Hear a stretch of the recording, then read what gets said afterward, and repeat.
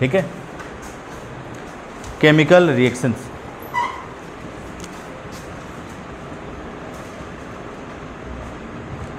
Chemical reactions, chemical reactions, ठीक है। तो अगर हम लोग केमिकल रिएक्शंस की बात कर रहे हैं तो सबसे पहले हम लोग इसमें देखते हैं बेसिक कैरेक्टर ऑफ अमाइंस। इसकी हम लोग बात करते हैं basic character of amines. Amines के बेसिक कैरेक्टर की हम लोग बात करते हैं। क्लियर है? अमाइंस आपका कोई भी हो सकता है, एलिफेटिक, एरोमेटिक, ठीक है। तो सबसे पहले बेसिक कैरेक्टर के अमाइंस की अगर हम बात करें तो कोई भी एलिफेटिक या एरोमेटिक अमाइंस ले लें। जैसे हम लोग एलिफेटिक अमाइन ले लें RNH2, इसके पास लोन पेयर अवेलेबल है, ठीक है। जैसे ही इसको हम लोग एसिड के साथ रिएक्शन कराते हैं HX के साथ, एक सबका कोई भी हो सकता है, क्लोरीन, ब्रोमीन या आयोडीन। तो जैसे ही हम लोग इसका एसिड के साथ रिएक्शन कराते हैं, इस अमाइंस का क्या फॉर्म कर लेता है, RNH3+ और X- सॉल्ट फॉर्म कर लेता है। क्या फॉर्म कर लेता है? सॉल्ट फॉर्म कर लेता है। अच्छा बताओ, कौन से ऐसे कंपाउंड होंगे जो एसिड के साथ रिएक्ट करके सॉल्ट बनाएंगे? बेस होंगे ना। यानी कि अमाइन, ये कंफर्म हो गया कि अमाइन का नेचर कैसा है, बेसिक है, तभी तो एसिड के साथ रिएक्ट करके क्या फॉर्म कर रहा है, सॉल्ट फॉर्म कर रहा है। अच्छा, किसी भी कंपाउंड का नेचर आपको जानना है, एसिड या बेसिक है, तो रिएक्शन के थ्रू ही जान सकते हैं ना, ठीक है। उसी तरह से अगर एरोमेटिक अमाइंस ले लें हम लोग, क्या ले लें, एरोमेटिक अमाइंस लाइक एनिलीन ही हम लोग ले लें, तो इसका भी हम लोग रिएक्शन करा दें किसके साथ, एसिड के साथ, तो ये भी क्या फॉर्म कर लेता है, सॉल्ट फॉर्म कर लेता है, ArNH3+ और Cl-। देखो Ar यहाँ पे क्या है, कोई एराइल ग्रुप है, this is the aryl group.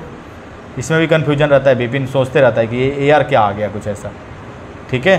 तो ये एरोमेटिक एराइल ग्रुप है, एराइल ग्रुप पे क्या लगा हुआ है, NH3, और NH2 यहाँ से क्या करेगा, HCl के साथ रिएक्ट करेगा और ये क्या बना लेगा, सॉल्ट बना लेगा, NH3+ और Cl-। तो इस तरह से एनिलीन से हम लोग क्या कर सकते हैं, HCl का रिएक्शन करा के सॉल्ट फॉर्म कर सकते हैं। मतलब ये कंफर्म हो गया कि एनिलीन का जो नेचर है वो कैसा है, बेसिक है, तभी तो एसिड के साथ रिएक्ट करके क्या फॉर्म कर रहा है, सॉल्ट फॉर्म कर रहा है कोई डाउट? जल्दी करें, फास्ट, बहुत इंपॉर्टेंट कुछ क्वेश्चंस भी करने हैं इसके अंदर, ठीक है, डिस्कस करेंगे हम लोग। जल्दी करें, और घर जाने की तो सोचो ही नहीं तुम लोग, अब घर जाना नहीं है। हो सकता है कभी कभी 4-4 बजे तक भी क्लासेस चल सकती हैं, ठीक है, 5 बजे से बोर्ड वाला कर दो, ठीक है। स्कूल हो जाएगा सब, स्कूल हो जाएगा, सुबह से शाम तक हो गया सबका, आसान है, आगे बढ़ें। तो अब हम लोग देखते हैं इसके बेसिक कैरेक्टर हम लोग कैसे देखेंगे, ठीक है। तो ये तो कंफर्म हो गया कि अमाइन जो है उसका नेचर कैसा है, सृष्टि, बेसिक है। ये कंफर्म हो गया कि अमाइंस का नेचर बेसिक है, क्योंकि एसिड के साथ रिएक्ट करके क्या कर रहा है, सॉल्ट फॉर्म कर रहा है। हो गया सृष्टि? विपिन, जब मैं बोलूँगा ना ऑफ कर दिया करोगे, पॉज, कि ये बताएं कि अमाइंस जो है, चाहे वो एलिफेटिक हो चाहे एरोमेटिक हो, वो बेसिक है कि नहीं है। ये तो बच्चा भी बता सकता है ना, ये क्वेश्चन थोड़ा ना पूछेगा, आपसे ऑर्डर पूछता है, आपसे ये पूछ लेगा, 4 ऑप्शन दे देगा, कौन ज़्यादा एसिडिक है या कौन ज़्यादा बेसिक है, कौन लेस बेसिक है, ये आपसे पूछ सकता है। क्लियर है ना? ठीक है विपिन। तो हम लोग देखते हैं इसका बेसिक कैरेक्टर। अगर आपको देखना है तो एक्सपेरिमेंटली हम लोग बेसिक कैरेक्टर कैसे देखेंगे, देखो यहाँ पे समझोगे। तो हम लोग देख रहे हैं एक्सपेरिमेंटली, हम लोग पहले देख रहे हैं, फर्स्ट हम लोग देख रहे हैं ए में कि एक्सपेरिमेंटली हम लोग बेसिक कैरेक्टर कैसे देखेंगे। किसका बेसिक कैरेक्टर? अमाइंस का, क्योंकि अमाइंस पढ़ रहे हैं ना। पीके नहीं, अब हो जाएगा PKB, बेस आ गया ना, ठीक है। वैसे ही मैं एक बार पढ़ा रहा था तो एटॉमिक स्ट्रक्चर पढ़ा रहा था, विपिन था क्लास में। तो एस सब सेल का शेप कैसा होगा, तो स्फेरिकल होगा। पी का शेप कैसा होगा, तो डंबल होगा। डी सब सेल का शेप कैसा होगा, तो डबल डंबल होगा। मैंने पूछा एफ का शेप कैसा होगा, तो ट्रिपल डंबल होगा, ठीक है। तो ऐसा ज़रूरी नहीं है, ठीक है, तो कि केमिस्ट्री में वो, तो एफ का जो शेप होता है वो कैसा शेप होता है, कम्प्लेक्स शेप, कोई फिक्स शेप नहीं होता है। तो विपिन इस टाइप का भी आंसर देते रहता है क्लास में, ठीक है। विपिन तो ट्रिपल डंबल नहीं होता है, क्या होता है, कॉम्प्लेक्स है। देखो यहाँ पे समझोगे, एक्सपेरिमेंटली हम लोग कैसे देखेंगे बेसिक स्ट्रेंथ को, ठीक है। और किसकी बेसिक स्ट्रेंथ की बात कर रहे हैं, अमाइंस की हम लोग, ठीक है। तो अगर हम अमाइंस की बेसिक स्ट्रेंथ की बात करें तो एक्सपेरिमेंटली जब भी आपको देखना है, अच्छा ये टीचर पढ़ाते नहीं है, मैं बता दूं मैक्सिमम टीचर ये बताते नहीं है, एक्सपेरिमेंटल जो है इसके बारे में नहीं बताते हैं। तो एक्सपेरिमेंटली अगर हम बात करें बेसिक स्ट्रेंथ की, तो एक्सपेरिमेंटली क्या होता है, के बी के डायरेक्टली प्रोपोर्शनल, के बी के डायरेक्टली प्रोपोर्शनल एंड पी के बी के इनवर्सली प्रोपोर्शनल, पी के बी के इनवर्सली प्रोपोर्शनल, पी के बी के इनवर्सली प्रोपोर्शनल और के बी के डायरेक्टली प्रोपोर्शनल। क्लियर है ना। अब के बी की वैल्यू जितनी ज़्यादा होगी बेसिक स्ट्रेंथ उतनी ही ज़्यादा। इसे हम बोलते हैं ionisation constant for weak base. क्या के बी को क्या बोलते हैं हम लोग, this is the ionisation constant for weak base, ionisation constant.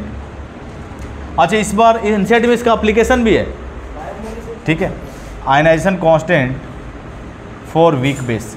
अरे गधे अभी तो अमाइन कर रहे हैं, बायोमोलिक्यूल्स कैसे कर लेंगे, ionisation constant for weak base, ठीक है, के बी होता है। और पी के बी मैंने बताया ही था आपको, पी के बी क्या होता है, पी के बी क्या होता है, निगेटिव लॉग के बी। क्या होता है, निगेटिव लॉग के बी। देखो पी के बी क्या होता है और के बी जो होता है वो OH माइनस आयन के कंसंट्रेशन के डायरेक्टली प्रोपोर्शनल होता है। यानी OH माइनस आयन का कंसंट्रेशन जितना ज़्यादा होगा के बी की वैल्यू क्या होगी, उतनी ज़्यादा होगी। अच्छा OH माइनस आयन का कंसंट्रेशन जितना ज़्यादा के बी वैल्यू उतनी ज़्यादा और बेसिक स्ट्रेंथ उतनी ही ज़्यादा। और निगेटिव में आप के बी की वैल्यू बढ़ाएंगे मतलब पी के बी क्या हो रहा है, कम। और पी के बी की वैल्यू जितनी कम होगी उसकी बेसिक स्ट्रेंथ क्या होगी, उतनी ही ज़्यादा होगी। क्लियर ना। तो इस तरह से सोचना है, ठीक है। रुक जाओ भी। तो इस तरह से हम लोग बेसिक स्ट्रेंथ कंपेयर कर सकते हैं। अब जैसे एग्जांपल हम लेते हैं, देखो यहाँ पे समझोगे सारे लोग।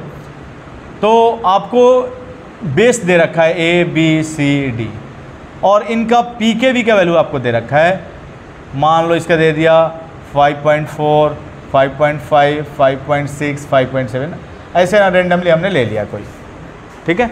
अब उससे पूछ रहा है कि कौन ज़्यादा बेसिक होगा, सृष्टि ए बी सी डी में कौन ज़्यादा बेसिक होगा और इसका पी के बी वैल्यू गिवन है।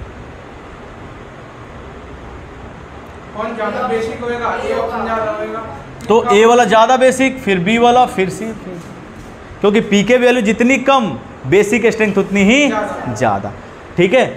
तो तुम लोग देखोगे मैक्सिमम बच्चे नहीं पढ़ते हैं, टीचर से पढ़ाते नहीं, पता नहीं इससे डर लगता है या क्या है, ये के बी और पी के बी के कंसेप्ट को बताते ही नहीं, जबकि क्वेश्चन आया हुआ है यहाँ से, ठीक है। नीट में भी आया हुआ है और तुम्हारे बोर्ड में भी कई बार क्वेश्चन यहाँ से आए हुए हैं, ठीक है। विपिन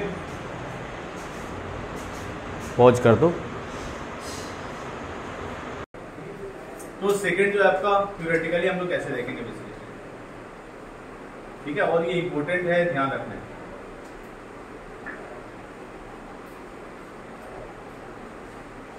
थ्योरेटिकली अगर हम लोग देखना चाहें बेसिक स्ट्रेंथ की, अगर हम बात करें थ्योरेटिकली, अगर हम बेसिक स्ट्रेंथ की बात करें तो अमाइंस का जो बेसिक स्ट्रेंथ होता है theoretically directly proportional to availability of lone pair, availability of lone pair.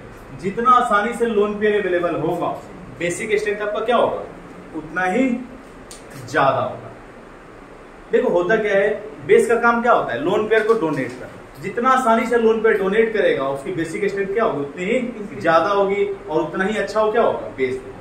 अब आसानी से लोन पेयर डोनेट कौन करेगा, जो जिसके पास लोन पेयर की अवेलेबिलिटी इजीली होगी, जिसके पास इजीली लोन पेयर की अवेलेबिलिटी होगी आसानी से लोन पेयर डोनेट कर सकता है, ठीक है। अब तुम्हें पार्टी देना है किसी को, मान लो बर्थडे पार्टी, तब तुम्हारे पास पैसे की अवेलेबिलिटी आसानी से होगी तभी तो दे पाओगे।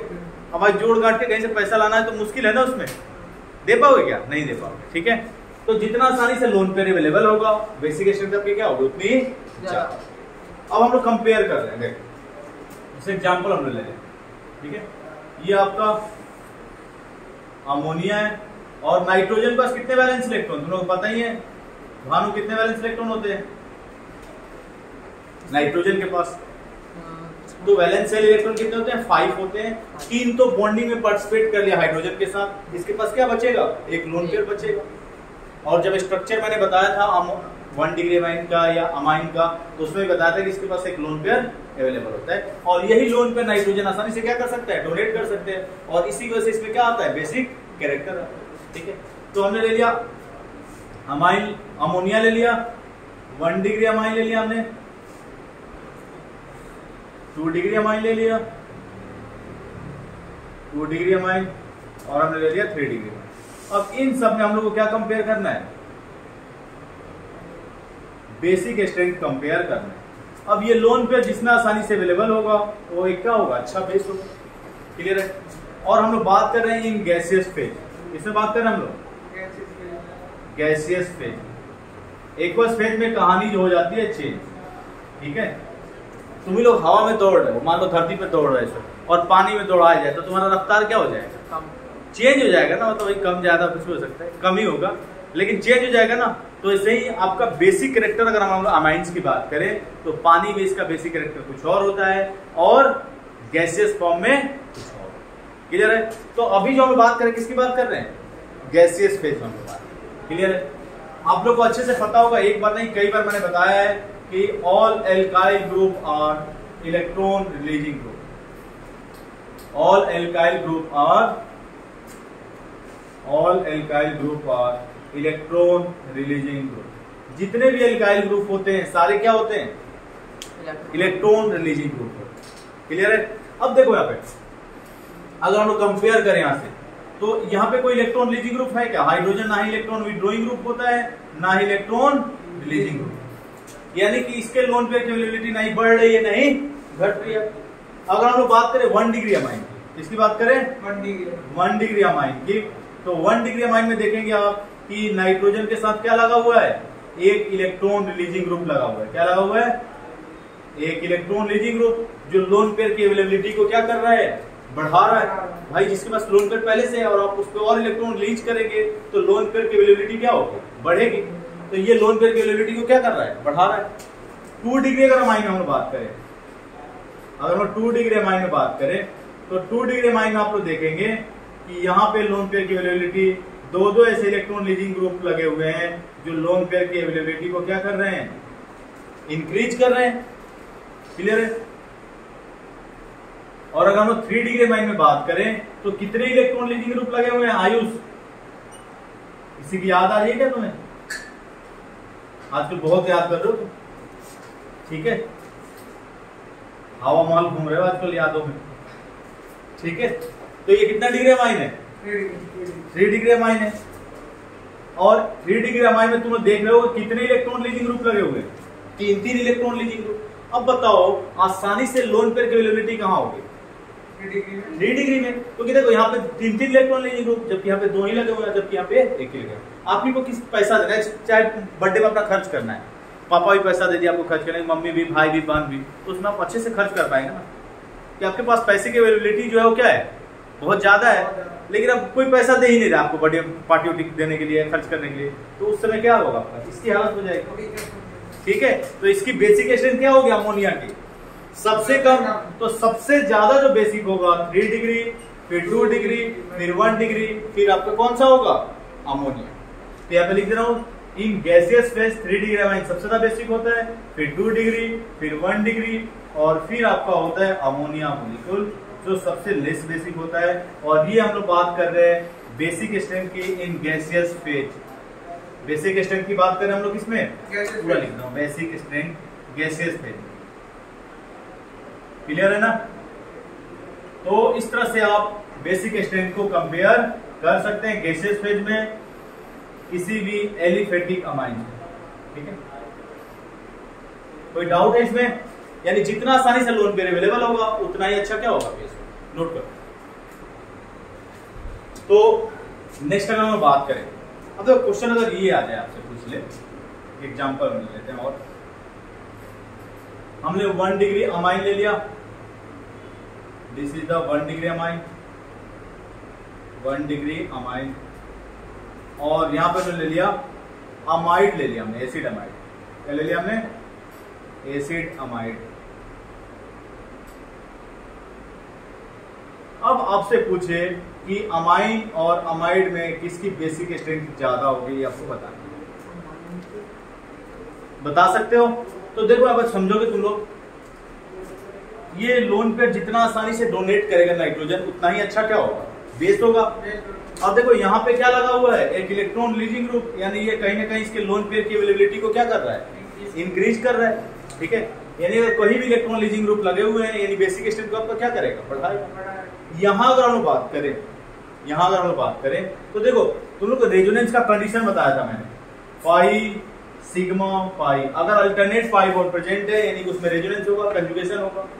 और एक कंडीशन बताया था pi sigma lone pair, pi sigma positive charge, pi sigma negative charge. ये सारे किसके कंडीशंस हैं, रेजोनेंस के कंडीशंस हैं। कौन बंद करो, देखो पाई सिग्मा लोन पेयर, क्या ये लोन पेयर जो है रेजोनेंस में पार्टिसिपेट कर रहा है, किसमें पार्टिसिपेट कर रहा है, रेजोनेंस में। अब मान लो तुम्हें रूम से बाहर जाना है, ठीक है, अब आयुष को भानु पकड़ ले, यहाँ से हाथ पकड़ के रोक ले, तो आयुष आसानी से जा पाएगा क्या बाहर, जाएगा लेकिन बहुत मशक्कत करना पड़ेगा। ठीक है, लेकिन अगर कोई मान लो धक्का देंगे चलो बाहर निकलो, तो और आसानी से क्या हो सकता है, बाहर हो सकते हो।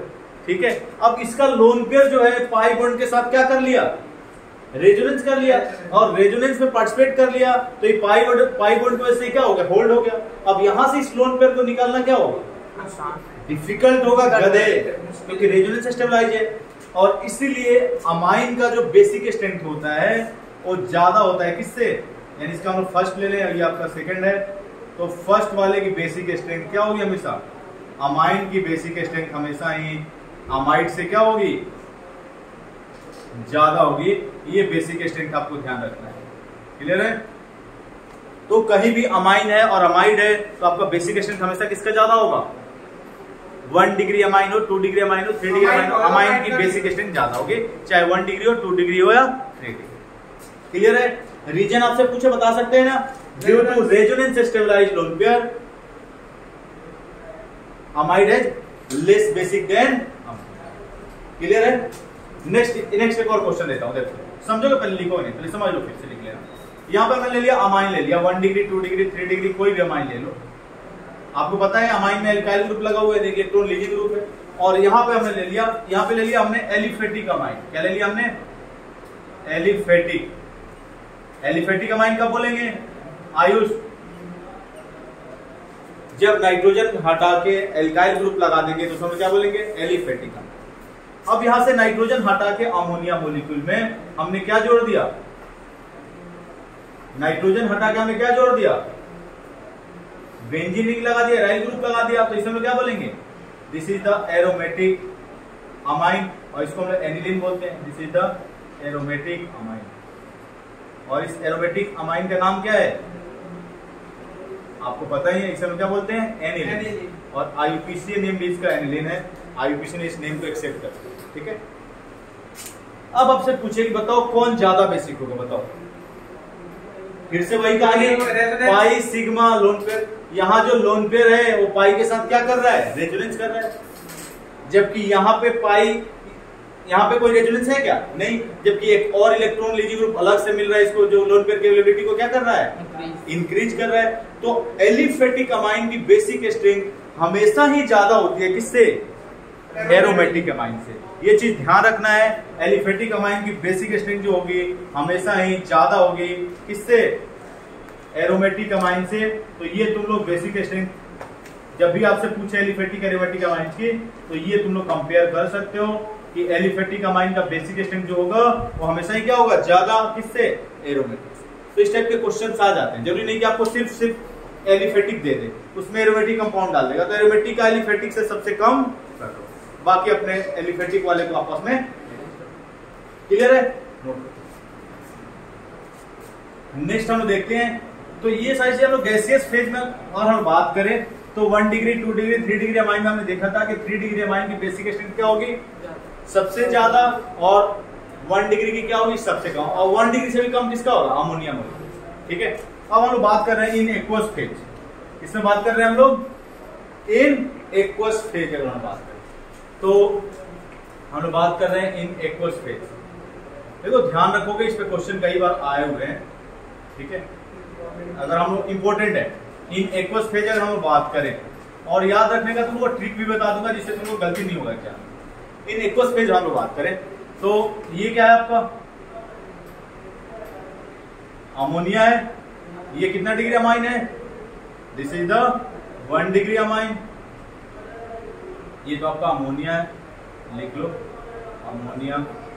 और ये आपका कितना डिग्री अमाइन है भानु? 2 डिग्री। क्यों 2 डिग्री है? तो वो है अल्काइल ग्रुप, क्योंकि नाइट्रोजन के पास क्या लगे हुए? दो एल्काइल ग्रुप लगे हुए हैं। 2 हाइड्रोजन निकाल के हमने 2 एल्काइल ग्रुप लगा दिया तो क्या हो गया 2 डिग्री में। तीनों हाइड्रोजन हटा के हम एल्काइल ग्रुप लगा दें, इसमें क्या बोलेंगे 3 डिग्री।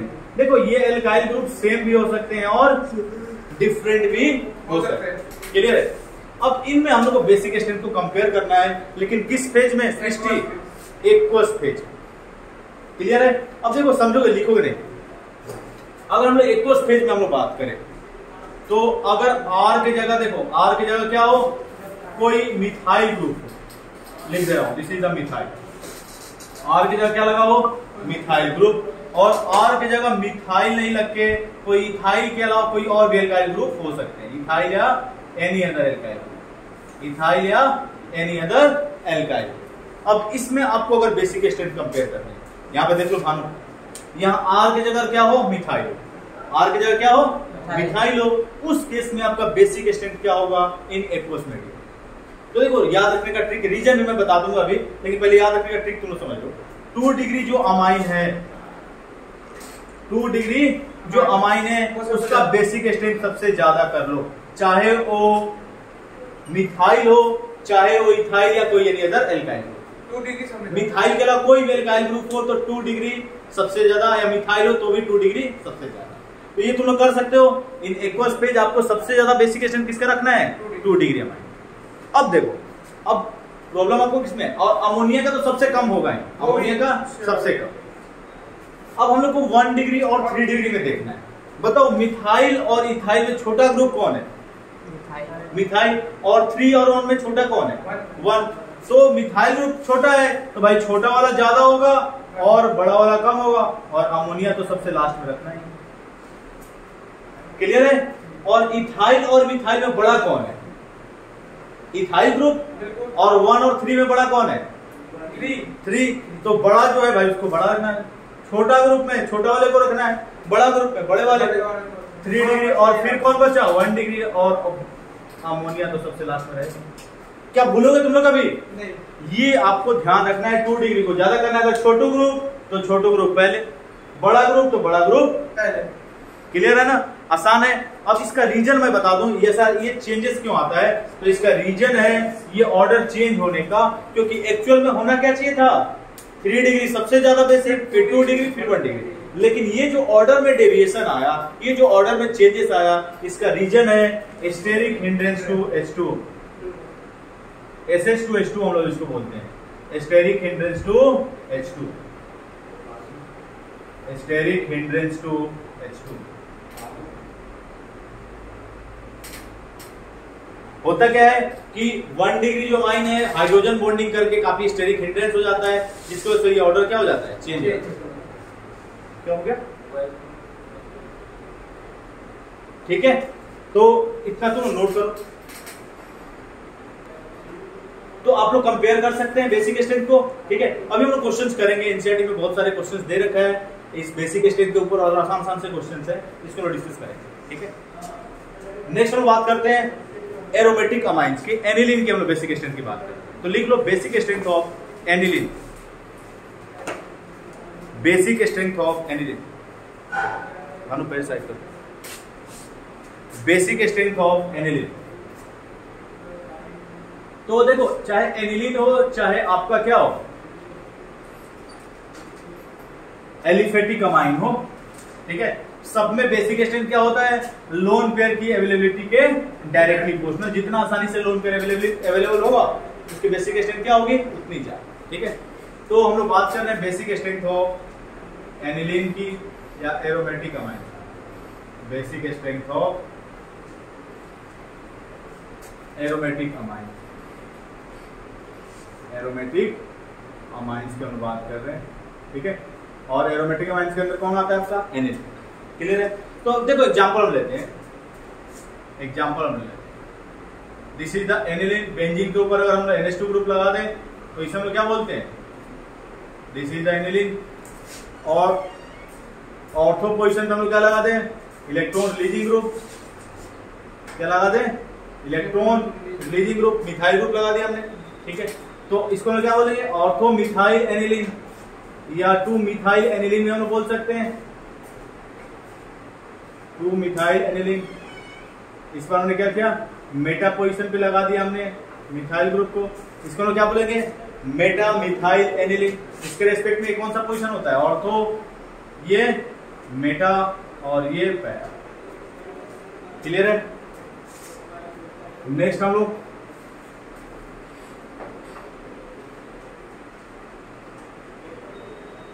पैरा पोजीशन पे हमने क्या कर दिया, मिथाइल ग्रुप का।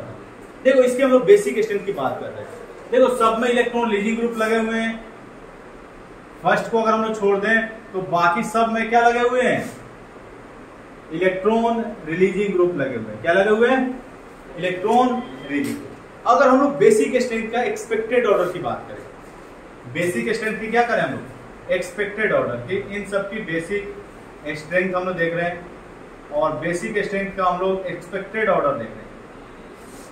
एक्सपेक्टेशन क्या है आपका, मतलब एक्सपेक्टेड क्या होना चाहिए, तो बताओ क्या होना चाहिए।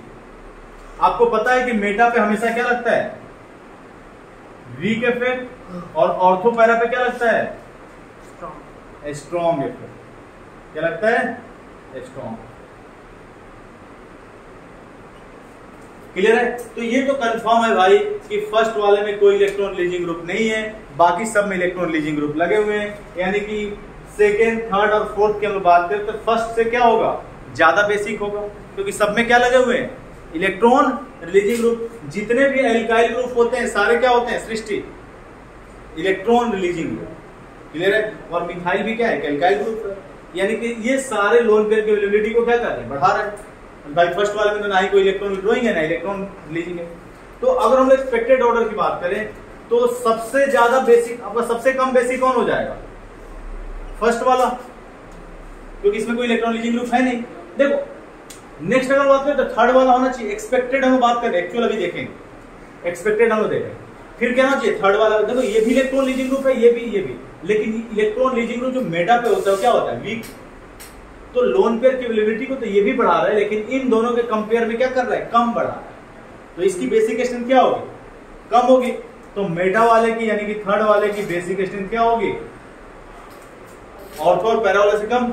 फिर आपकी क्या होगी, ऑर्थो वाले की यानी सेकंड वाले की, और सबसे ज्यादा किसकी होगी आपकी, यानी फोर्थ वाला सबसे ज्यादा बेसिक होगा, फिर आपका सेकंड, फिर थर्ड। अब एक्चुअल में देखो क्या, एक्चुअल में देखो क्या होगा। तो अगर हम एक्चुअल में बात करें तो एक्चुअल में क्या हो जाएगा बताओ। तो एक्चुअल अगर हम बात करें बेसिक स्ट्रेंथ की, एक्चुअल में अगर हम बेसिक स्ट्रेंथ की बात करें तो तुम लोग देखो ऑर्थो पोजीशन पे चाहे इलेक्ट्रॉन रिलीजिंग ग्रुप हो चाहे इलेक्ट्रॉन विड्रॉइंग ग्रुप हो, वो हमेशा ही एनिलीन के बेसिक स्ट्रेंथ को कम करेगा। क्या करेगा, कम करेगा, चाहे वो इलेक्ट्रॉन विड्रॉइंग हो चाहे इलेक्ट्रॉन रिलीजिंग। तो सबसे कम तुम किसको कर लोगे, ऑर्थो सब्स्टिट्यूटेड एनिलीन को। किसको, ऑर्थो सब्स्टिट्यूटेड एनिलीन। तो होगा क्या, सेकंड वाला हो जाएगा सबसे कम। फिर अगर हम बात करें तो फिर कौन सा आ जाएगा, फर्स्ट वाला। फिर कौन सा आ जाएगा, फोर्थ, थर्ड वाला, क्योंकि ये स्ट्रॉन्ग इलेक्ट्रॉन रिलीजिंग ग्रुप है ना एज कम्पेयर टू ये, तो लोन पेयर की वैलिडिटी को ये ज्यादा बढ़ाएगा ना। और फिर कौन सा हो जाएगा, तो ये एक्चुअल में ऑर्डर। अब ऐसा हुआ क्यों, ऐसा हुआ क्यों, ठीक है। तो इसका रीजन है, मैं बता देता हूं, देखो यहाँ पे इसका रीजन बता देता हूं। ये ऑर्डर जो चेंज हुआ इसका रीजन है SIP। SIP क्या होता है, स्टेरिक इनहिबिशन ऑफ प्रोटोनेशन। क्या बोलते हैं, स्टेरिक इनहिबिशन ऑफ प्रोटोनेशन। लिख दे रहा हूं, स्टेरिक इनहिबिशन ऑफ प्रोटोनेशन। देखो ये स्टेरिक इनहिबिशन ऑफ प्रोटोनेशन होता क्या है, स्टेरिक इनहिबिशन ऑफ प्रोटोनेशन देखो होता क्या है। ये एनिलीन है आपका, दिस इज द एनिलीन। ये क्या करता है, एक्वस मीडियम में वाटर मॉलिक्यूल के साथ रिएक्ट करके प्रोटोनेट हो जाता है। वाटर मॉलिक्यूल के साथ रिएक्ट करके क्या कर लेता है, प्रोटोनेट, और ये प्रोटोनेट होगा यहाँ से और ये बना लेगा एनिलीनियम आयन NH3+, लोन पे डोनेट करेगा और H+ जाके किसके साथ जुड़ जाएगा, नाइट्रोजन के साथ, और यहाँ से H2 में से OH- के फॉर्म में ये क्या हो जाएगा बाहर, और ये मिथाइल ग्रुप आपका ऑर्थो पोजीशन पे रहेगा। अब देखो होता क्या है, अब जितना आसानी से ये OH- आयन यहाँ से रिलीज करेगा उतना ही अच्छा क्या होगा, बेस होगा। जितना ज्यादा OH- आयन का सोल्यूशन में कंसंट्रेशन होगा, बेसिक स्ट्रेंथ क्या होगी उतनी ही ज्यादा। लेकिन जैसे ही ऑर्थो पोजीशन पे कोई ग्रुप आके लगता है, इनके बीच में देखो ये भी sp3 एल्डिहाइड, ये भी sp3 एल्डिहाइड, हाइड्रोजन बॉन्डिंग होता है, काफी ज्यादा क्राउडिंग हो जाती है। क्या हो जाती है, स्टेरिक क्राउडिंग, और स्टेरिक क्राउडिंग की वजह से इतना ज्यादा इसमें रिपल्सन होने लगता है कि बताओ ये चाहेगा क्या कि ये प्रोटोनेट हो, ये चाहेगा कि लोन पे डोनेट करके प्रोटोनेट हो, नहीं चाहेगा, और नहीं चाहेगा लोन पे डोनेट करके प्रोटोनेट हो, और आसानी से लोन पे डोनेट नहीं करेगा तो OH- आयन रिलीज नहीं होगा, इसलिए इसकी बेसिक स्टेप क्या होगी, और इसी को हम क्या बोलते हैं, स्टेरिक इनहिबिशन ऑफ प्रोटोनेशन। ठीक है, सिंपल है, ये लोन पेयर यहाँ से डोनेट करेगा और H+ को एक्सेप्ट कर लेगा। बताओ नाइट्रोजन पे कौन सा चार्ज आएगा, प्लस, और NH पहले से 2 हाइड्रोजन थे, एक हाइड्रोजन और आगे लग जाएंगे, और पहले से यहाँ पे CH3 ग्रुप है। अब होगा क्या, इनमें इतने ज्यादा रिपल्सन होने लगेंगे कि ये स्टेप फॉलो करेगा क्या, यानी लोन पे डोनेट करना ही नहीं चाहेगा, और लोन पे डोनेट नहीं करेगा तो OH- आयन रिलीज नहीं होगा, और इसलिए इसकी बेसिक स्ट्रेंथ क्या होगा, और इसी को हम क्या बोलते हैं, steric inhibition of protonation. Clear है, तो इसीलिए ऑर्थो सब्स्टिट्यूटेड एनिलीन जो होता है हमेशा ही लेस बेसिक होता है एनी अदर एनिलीन से। क्लियर है ना, और आपसे क्वेश्चन पूछेगा तो रीजन जनरली नहीं पूछता है, आपसे सीधा क्या पूछेगा, ऑर्डर पूछ लेगा, या ये पूछ लेगा कि कौन ज्यादा बेसिक है और कौन लेस बेसिक है। ठीक है सृष्टि, तो नेक्स्ट हम लोग को इलेक्ट्रॉन ड्राइंग ग्रुप लगा रहे हैं। ठीक है, तो मैं तो यहीं पे करूंगा, तुम लोग अलग से करोगे।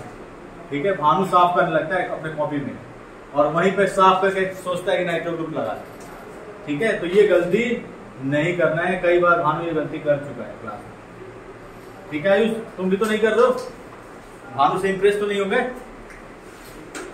ठीक है, तो हम लोग इसके पहले क्या लगाया था हम लोगों ने, इलेक्ट्रॉन रिलीजिंग ग्रुप, अब हम लगा रहे हैं इलेक्ट्रॉन विथड्रॉइंग। ठीक है, देखो समझो, तो नाइट्रो ग्रुप क्या होता है, नाइट्रो ग्रुप क्या होता है आयुष, तो लिख दे रहा हूं वहां पे इलेक्ट्रॉन विथड्रॉइंग। तो दिस इज NO2 ग्रुप, और NO2 ग्रुप जो होता है एक इलेक्ट्रॉन विथड्रॉइंग ग्रुप। क्लियर है, अब देखो समझो, एक बार हमने ऑर्थो पोजीशन पे लगा दिया, ortho nitro aniline, para nitro aniline, और हमने ले लिया ortho Meta para nitro aniline. Clear है, अब इसकी हम लोग बेसिक स्ट्रेंथ कंपेयर कर रहे हैं, बेसिक स्ट्रेंथ कंपेयर कर रहे हैं। फर्स्ट हम लोग देख रहे हैं कि एक्सपेक्टेड ऑर्डर क्या होगा, एक्सपेक्टेड ऑर्डर बेसिक स्ट्रेंथ का। तो सबसे कम तुम लोग किसका कर लो, सेकेंड वाले का, this is the first, second, third, fourth. Hydrogen bonding तो नहीं, SIP को, स्टेरिक इनहिबिशन ऑफ प्रोटोनेशन। तो तुम लोग तो सेकेंड वाले को आंख बंद करके सबसे लेस बेसिक कर लो, चाहे वो इलेक्ट्रॉन विथड्रॉइंग हो चाहे इलेक्ट्रॉन रिलीज हो। अब देखो यहाँ पे अगर फर्स्ट, थर्ड और फोर्थ को हम कंपेयर करें, मैंने बताया मेटा पे हमेशा ही कौन सा इफेक्ट लगता है सृष्टि, वीक इफेक्ट, और पैरा पे क्या लगता है, स्ट्रॉन्ग। बताओ कहीं लोन पेयर है और वहां से लोन पेयर और विथड्रॉ करने लगोगे तो लोन पेयर की अवेलेबिलिटी क्या हो जाएगी, कम हो जाएगी। बनो यहाँ पे बोर्ड पे, तो फर्स्ट, थर्ड और फोर्थ को हम कंपेयर करें तो बताओ थर्ड, फोर्थ और फर्स्ट में सबसे ज्यादा बेसिक कौन होगा, फर्स्ट वाला होगा, क्योंकि बाकी दोनों में क्या लगे हुए हैं, इलेक्ट्रॉन विथड्रॉइंग ग्रुप, और इलेक्ट्रॉन विथड्रॉइंग ग्रुप लगे हुए हैं तो कहीं ना कहीं लोन पेयर की अवेलेबिलिटी को क्या करेंगे, कम करेंगे। यहाँ पे कोई इलेक्ट्रॉन विथड्रॉइंग ग्रुप है ही नहीं, तो यहाँ पे जो लोन पेयर की अवेलेबिलिटी है रहेगी, कम नहीं होगी। तो इन दोनों में अगर हम लोग देखें तो बताओ कौन ज्यादा बेसिक हो, मेटा और पैरा। तो देखो ये भी इलेक्ट्रॉन विथड्रॉ कर रहा है और ये भी इलेक्ट्रॉन विथड्रॉ कर रहा है, लेकिन ये स्ट्रांगली विथड्रॉ कर रहा है, कौन, पैरा वाला, और स्ट्रांगली विथड्रॉ कर रहा है, मतलब लोन पेयर की अवेलेबिलिटी को इसके कंपेयर में, मेटा के कंपेयर में पैरा वाला क्या करेगा, ज्यादा घटाएगा, और लोन पेयर की अवेलेबिलिटी कम होगी तो बेसिक स्ट्रेंथ भी क्या होगी, कम। तो फोर्थ वाला क्या होगा, थर्ड वाले से लेस बेसिक होगा, कोई डाउट है इसमें? फिर कौन सा होगा, थर्ड वाला, और सबसे ज्यादा बेसिक कौन सा होगा, फर्स्ट वाला। तो इस तरह से आप बेसिक, ये एक्चुअल मैंने बता दिया, ये एक्चुअल नहीं होगा, एक्सपेक्टेड नहीं होगा, ये एक्चुअल ऑर्डर हो जाएगा, ठीक है। और आपको एक्चुअल में ही याद है, क्लियर है ना। तो इस तरह से हम लोग बेसिक स्ट्रेंथ को क्या कर सकते हैं, कंपेयर कर सकते हैं। अगर इलेक्ट्रॉन विथड्रॉइंग ग्रुप है तो बेसिक स्ट्रेंथ बढ़ेगा, अगर इलेक्ट्रॉन लीजिंग ग्रुप है तो बेसिक स्ट्रेंथ, क्लियर है। और नाइट्रो ग्रुप क्या होता है, इलेक्ट्रॉन विथड्रॉइंग ग्रुप, इसलिए बेसिक स्ट्रेंथ को क्या करेगा, सिस्टिक। कंफ्यूजन है, ठीक है, कंप्लीट करोगे, ठीक है। क्वेश्चन नंबर 13.4, ठीक है, एक्सरसाइज का क्वेश्चन नंबर 13.4 एनसीईआरटी, ठीक है। ये हो गया ना, ये समझ में आ गया ना। तो कहीं भी एनिलीन का आपको बेसिक स्ट्रेंथ कंपेयर करना है, अगर आपको सब्स्टिट्यूटेड एनिलीन है तो उसका बेसिक स्ट्रेंथ क्या कर लेना है, सबसे कम। रीजन क्या होगा, SIP, steric inhibition of protonation, ठीक है। 13.4 क्या लिखा हुआ है, तो एक्सरसाइज का क्वेश्चन नंबर है 13.4। ये ओल्ड बुक है, जो पुरानी वाली बुक है, नई वाली बुक में 9.4 होगा, ठीक है। नई वाली बुक में क्वेश्चन नंबर क्या होगा, 9.4, और ये ओल्ड बुक में क्या होगा, 13.4। तो इसे ध्यान रखना चाहिए, ठीक है। तो इसमें लिखा हुआ है arrange the following, arrange the following, arrange the following, arrange the flowing. First question है, क्या है भानु, पढ़ना एक बार question. In decreasing order of the KPD values. KPD गधे, PKB, हाँ sorry, गधे, yeah, PKB values.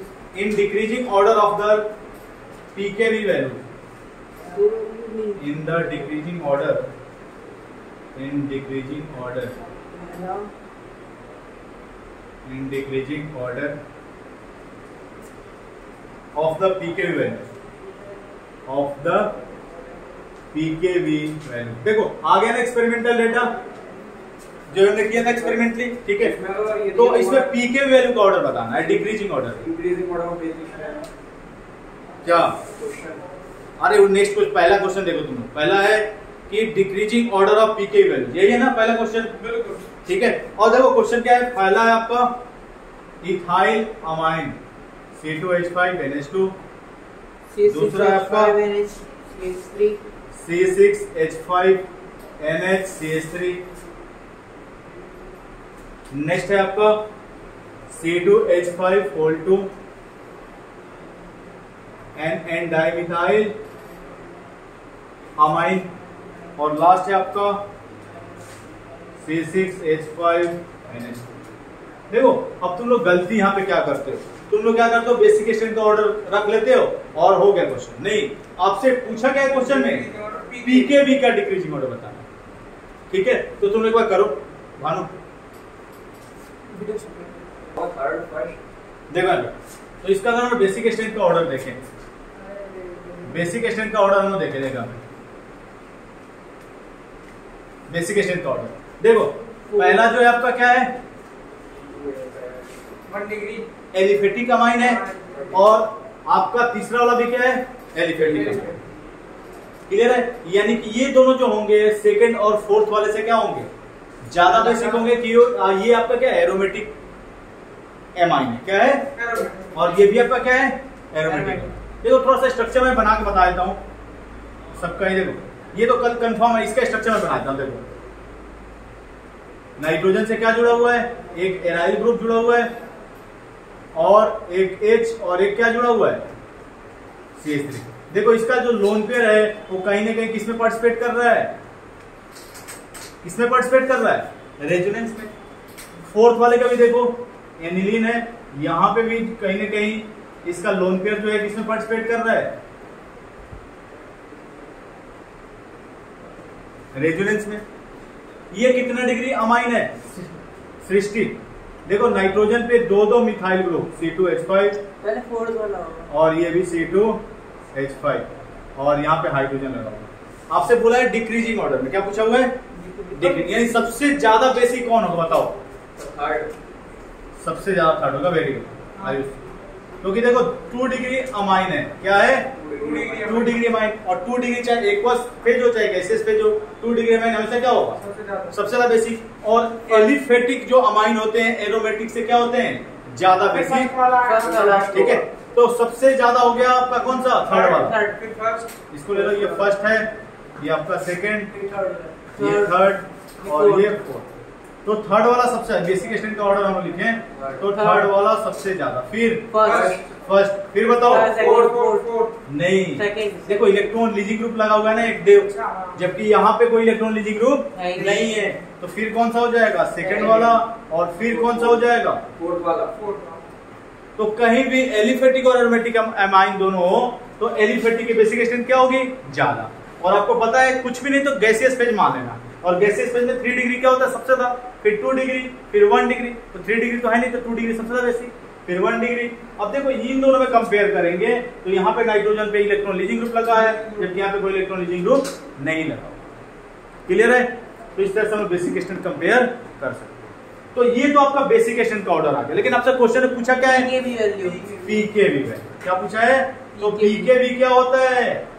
Basic strength के इनवर्सली प्रोपोर्शनल पीकेवी।